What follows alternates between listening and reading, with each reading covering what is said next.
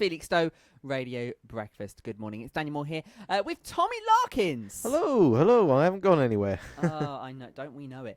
So, Tommy, it is time for the movie review. Yeah, well, I've got to pick something to close out Action August, haven't I? You have indeed. And for that, let's get on some background music for you to talk over to and for me to sleep to a little bit more while you bore me to tears. No, I'm joking!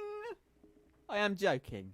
So what have you got for us today, Tommy, on Action August? Well, to close out the month, I've gone for an enjoyable action film from my childhood, Mortal Kombat.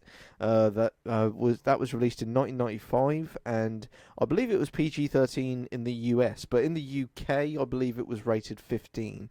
At least that's what it said on my VHS tape from when I was a child.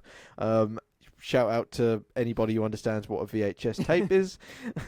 But we can all name video game movies that are terrible, but this film is easily the best video game adaptation to screen. It's no masterpiece, but you can have a great time watching it.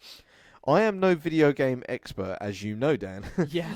So I cannot judge the film on its comparison to the source material, but I can judge the characters on their display throughout the film. Whereas Liu Kang and Sonya Blade's motives to join the tournament are a bit cliche, one of them being the chosen one, or wanting revenge for a murder, Johnny Cage, his motive is quite a fresh one, as he just wants to prove his movie stunts are not fake. Getting the freshest motive and the best lines in the film, he is easily my favourite character in the film. I would also like to compliment this film on its use of practical effects as well, as Goro turned out looking very good considering it was a body-suited costume. The digital effects, unfortunately, do not date as good, as this was the early days of computer-generated imagery.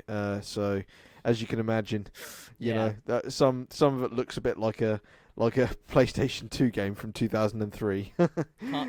Can't. Well, that was cutting edge at the time. At the time it was, yeah. Christopher Lambert as Raiden is corny in a funny kind of way, with his memorable laugh and all but works well. Sorry, wait. Yeah, that's all right. Yeah, Correct, Tommy. A little typo of mine. A little typo of his. And he works well with the material that he was given. Scorpion and Sub-Zero do their jobs as silent slaves in the film, because they're slaves to the evil mastermind you see in the film. And I understand in Mortal Kombat lore that they are meant to be sworn enemies. Don't expect that in this film. Okay. Because they kind of deviate from the source material in that aspect.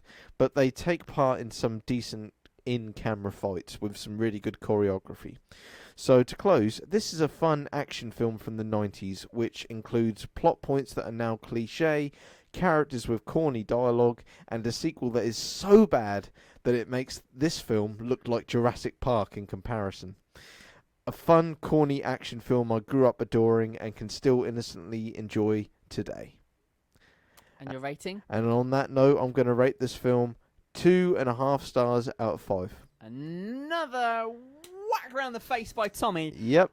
But it's still halfway. If you're the optimist out there, you know, think about it that way. That it's halfway between a 5-star rating, 2.5 out of 5. That is a good way of thinking about it.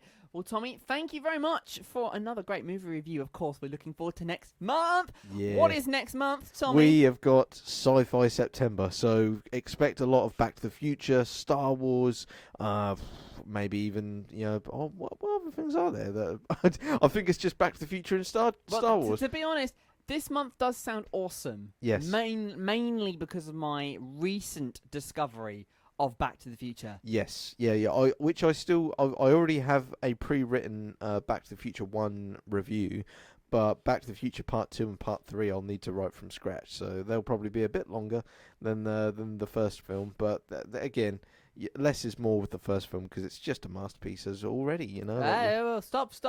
Too many spoilers, but that's what's coming up. It's what's coming up this September. Yeah. Well, Tommy, we've got some Peter Andre on the way. Before, not that that's related to you in any way, shape, or form, but Are you calling me a mysterious girl? Well, someone is. We're going to play that for you next year on Felixstowe Radio, and then we'll get the answer to that all-important brain hurt. Tommy is back for another movie review next Friday, but he's not done here today yet, so stick around. Riddle me this.